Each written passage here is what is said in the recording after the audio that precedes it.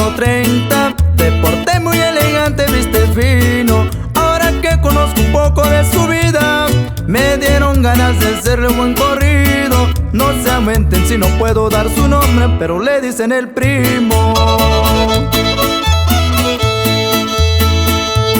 Me fascina ver su rancho y sus caballos, y pasear entre el ganado es lo que gozo. Lo han mirado muy tranquilo por Jalisco y atendiendo sus negocios por Reynosa. Por allá tiene muy buenas amistades, pura gente poderosa.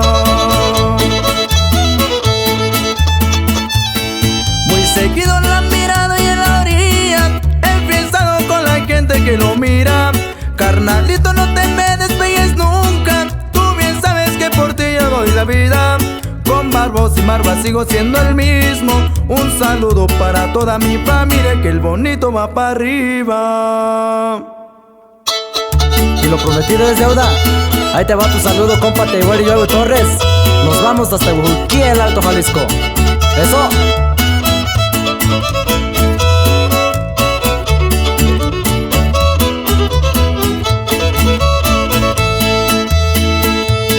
Sigue siendo el mismo que empezó de abajo. La humildad caracteriza a su persona. Un turista con un plata el primer carro.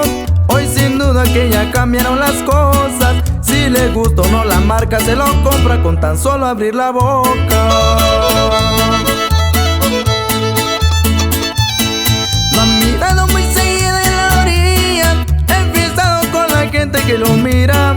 Carnalito, no te me despegues nunca, tú bien sabes que por ti yo doy la vida. Con barbos y barbas sigo siendo el mismo. Un saludo para toda mi familia, que el bonito va para arriba.